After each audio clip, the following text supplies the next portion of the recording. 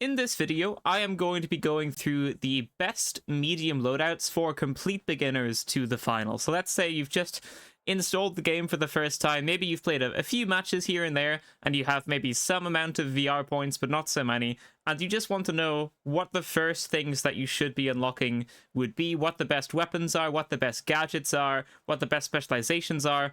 All of that kind of stuff is what I'm going to be talking about and explaining in this video. So, for the medium, there are two good specializations and one not so good specialization.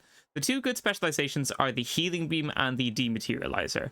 The healing beam you equip by pressing Q, and then you point it at a teammate, and it has like a little bit of auto aim, so it's not very difficult to aim, and you left click and it heals your teammates.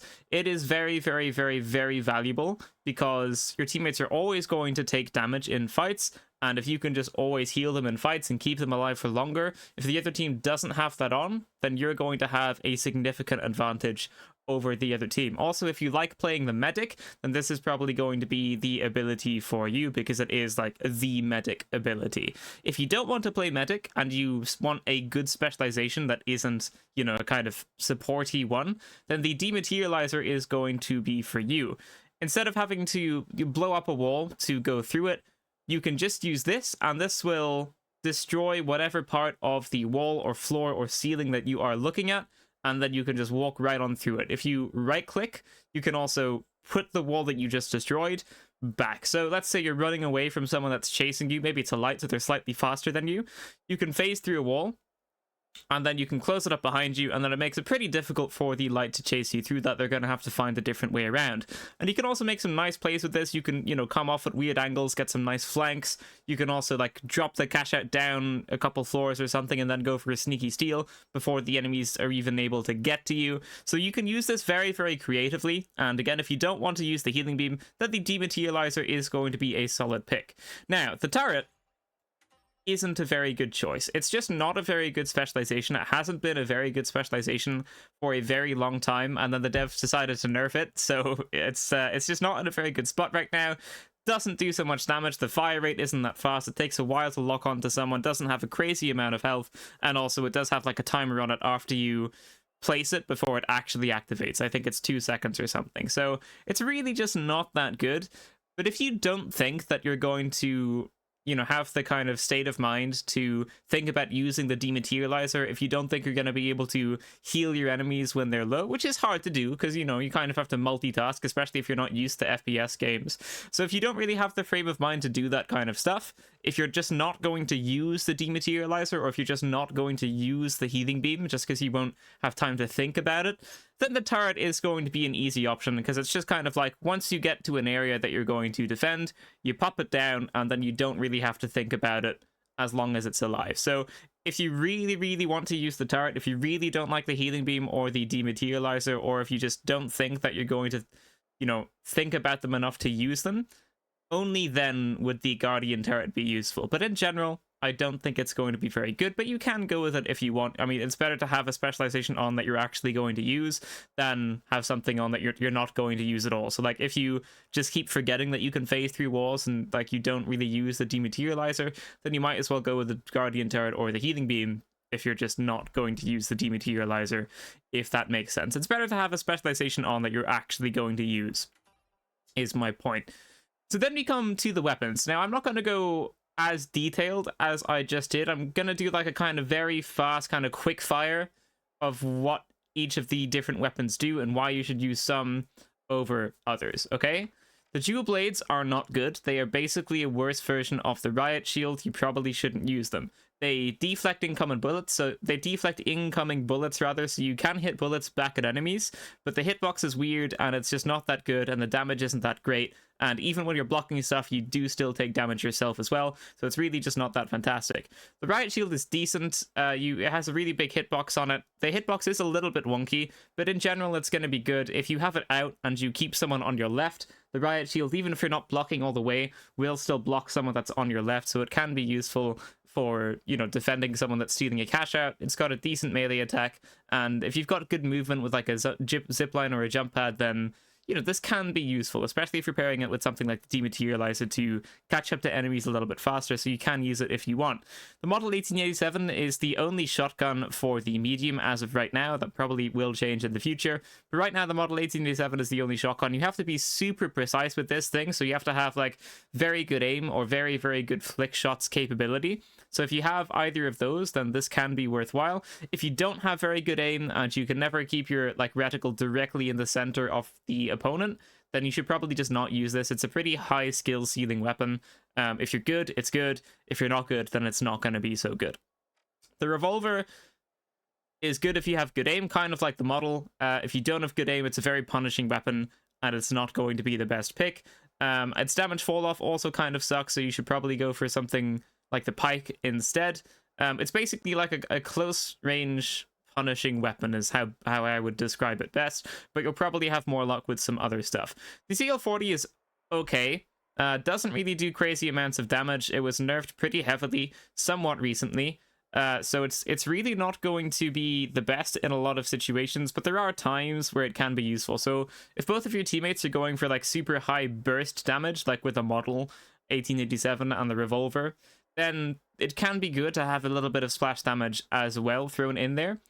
I mean, the CL40 is also burst damage, but it's mainly splash damage, I would say. This is going to be good if, you know, there are lots of enemies kind of paired up in the same area, but you still do have to be like a little bit precise with this to get the maximum damage possible, and it is going to take 4 shots to kill a heavy, and it has to be like 4 pretty precise shots to take out a heavy as well. So you can use it if you want. It's not a bad weapon. It's just a little bit difficult to make the most out of it. It is a projectile weapon rather than being hit scan as well, so you are going to need a little bit more skill to make it worthwhile, I would say. But in general, probably not going to be the best thing ever.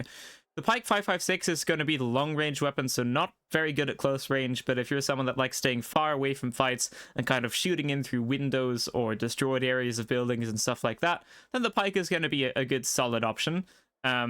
Just kind of like a DMR, really, and you just want to use it from far away. You don't really want to be using this too close to people, but the thing about the finals is that most of your fights are going to take place at the closer ranges, which kind of by default just renders this weapon as being not super fantastic, unless you're very good at quick scoping, which is kind of hard to do. So then we have the big 3, I would say, which is the FCAR, the AKM, and the FAMAS. The reason you use the FCAR is because it does good damage and has a fast time to kill while not having very much visual recoil. However, it is very punishing because if you miss a few shots, you're just going to be reloading, and if your opponent's still shooting you with like the AKM, they're probably going to win that fight. So the good things about the FCAR is good damage, good time to kill, but good visual recoil. There's not very much visual recoil. The bad things about it are the recoil pattern and the mag size. There's just a little bit too punishing to make this thing fully worthwhile for beginner players. Then we have the FAMAS. Now this is actually very good. This has got good hip fire, and you don't really have to deal with any of the visual recoil nonsense or the recoil pattern nonsense. You shoot, and it shoots. So if you like that, and if you don't mind having a burst weapon on, this is actually very decent. It's got good hip fire, good range, and you can shoot people from pretty far, pretty accurately because it doesn't have any visual recoil, and the recoil pattern is pretty much non-existent. So this is a very easy to use weapon, assuming you don't mind burst weapons. However, if you don't like burst weapons very much, then we come last but not least to the AKM. This is just kind of your all-rounder. It's got a decent mag size, decent damage, decent reload, decent range. It has got a good bit of visual recoil, which definitely can be annoying, but it's not too bad on the AKM. So if you don't mind like a little bit of visual recoil, then it can be worthwhile. And the recoil pattern is fairly straightforward as well. So in my opinion, the best bets are going to be the AKM and the FAMAS. I think they're both like just the easiest to use for a new player. You don't really have to learn the recoil patterns. There's not so much visual recoil, and neither of them are that punishing. Everything else on this list is just going to be like either a little bit hard to use or a little bit too punishing. So I would go with the FAMAS or with the AKM if you are a new player.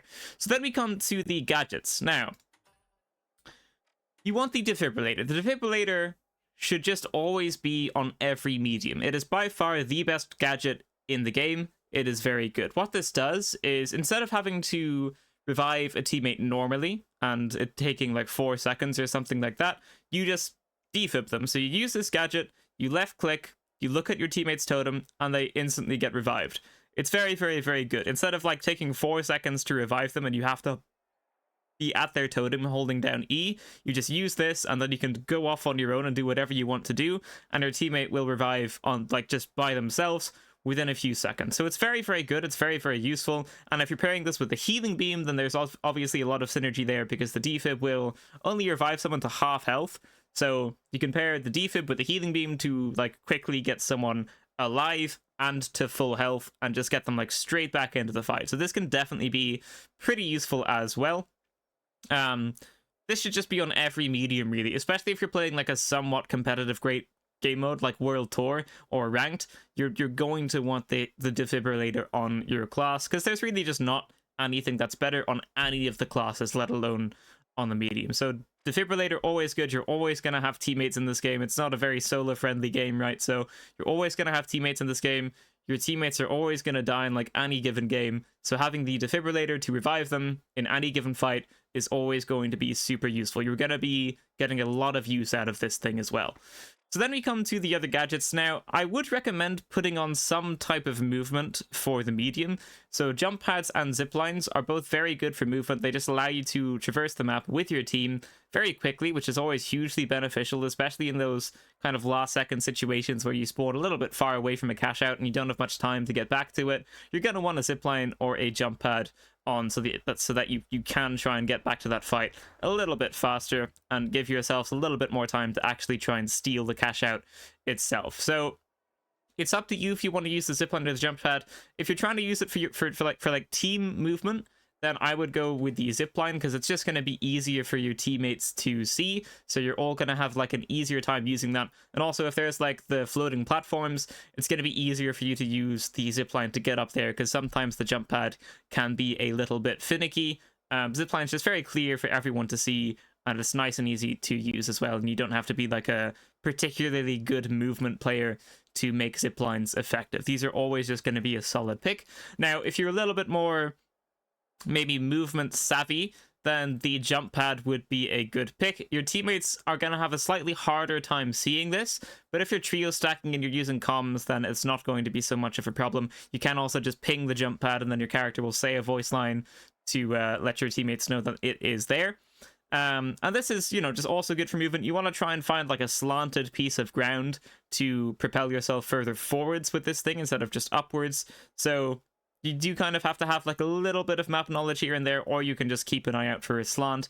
But both the zipline and the jump pad are good. Having some type of movement option for the medium is very good, especially if just like a teammate is downed somewhere kind of a little bit far away from you. If you can quickly zipline or quickly jump pad up to where they are or down to where they are, and then just defib them, and then you can both use like the zipline or the jump pad to get back out of whatever sticky situation you're in, then that would obviously be very good. So I'd highly recommend putting on either a zipline or jump pad, as well as the defibrillator on the gadget. So then there's only one gadget left, and here you can kind of go with whatever you want. I'm quickly gonna say what's good and what isn't. The APS turret isn't good. It's just been nerfed a little bit too much, and right now it's not in a fantastic spot. The glitch trap is good if you're playing against lights or other mediums, but you only have one use, so if you aren't putting it in the best positions, then it's not going to be so fantastic, but it is a good gadget if you do put it in the right areas. The flashbang just isn't fantastic. You can blind yourself, and even if you blind an enemy, you don't know how much you blind them, so it's not in a fantastic spot right now, and there are going to be other more useful things on this list, but it is okay. It's not bad, it's just okay. Frag grenades are good. You get 2 of them, you throw them, they blow up, very simple, do lots of damage. Always a very solid pick on any given loadout. Gas grenades are okay. You get 1 use, it doesn't last for long, and a lot of people have fire on their loadouts, meaning they can get rid of the gas fairly quickly, because in the finals, fire gets rid of gas. Goo grenades are good. You got 2 uses, you throw them, they make a pretty large like AoE that just kind of walls off whatever you throw it at. So, let's say there's like a wall that's been destroyed or something, you can throw the goo and just fortify up the wall, or let's say someone's chasing you and you're low, you can throw one of these behind you just for like some instant cover and try and keep on running so that you can stay safe. So the goo grenades are always good. Very like solid pick if you want to go with those. Pyro grenades, you only get 1, you throw it, fire happens, this will get rid of goo and gas, so it can be quite useful for like destroying other enemies' stuff, be it like gas mines or gas grenades or goo grenades and things like that. So it can be useful, but in itself, it's not going to be the best thing ever. Explosive mines just aren't that good. I believe you only get one use of them now. They also just don't do that much damage, so there's really not a whole lot of point. And Data Reshaper is kind of a joke. It can be very slightly useful in very few situations, but also you could just go in with like frag grenades or glitch traps, which would be much more useful in a variety of different given situations. So the Data Reshaper like can be useful very sometimes, but it's really not that frequent that the Data Reshaper is a good thing to have on your loadout, so I would just go with something else here. So, just to kind of narrow that down, just to give that a quick recap, Glitch Trap is good, frag grenades are good, and goo grenades are good. If you really want to, you can also go with like zipline and the jump pad and just go for like mega movement, which is perfectly fine as well. I tend to like the frag grenades just because it gives me a little bit more offensive capability. Like I normally go with the healing beam, defib, jump pad, probably the FAMAS, and then frag grenades, because like healing beam is very kind of supporty, defib is very supporty, the jump pad is like very movementy, and then the only thing I have to do damage is my weapon. So I just like to have some frag grenades in there as well so I can do some damage. Also gas mines, I didn't mention that, but gas mines are solid as well. You get 2 uses of those, enemies step on them, it does some instant damage, and then gas also happens in the area. Again, people do have fire a lot on their loadouts, so sometimes not the best choice, but if you kind of know who you're playing against, then gas can be a solid pick for sure. And you do get the 2 uses, so they are a little bit more forgiving as well.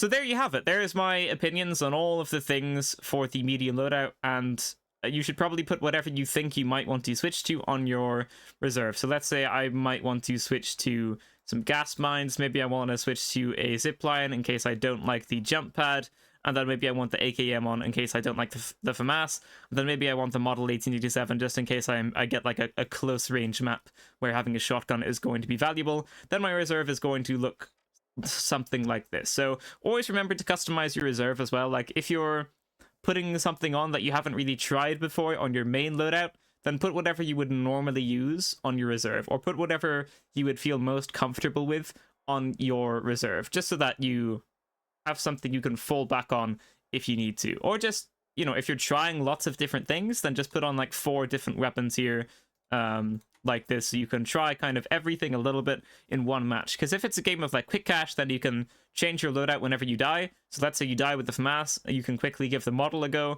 You die with the model, you can quickly give the CL40 a go, and so on. Now I know at the start of the video I said this is going to be for people that are new to the finals, meaning they're not going to have so many VRs, meaning they're not going to be able to unlock absolutely everything I just talked about, but I just wanted to give an idea of what's good and what isn't, so that you don't spend VR points on something that maybe isn't going to be the best thing ever, if that makes sense. So just to quickly recap everything, very fast recap for all of the good stuff. Healing Beam and Dematerializer are good, Turret isn't great, FAMAS, AKM are both pretty good, everything else is a little bit punishing for a new player.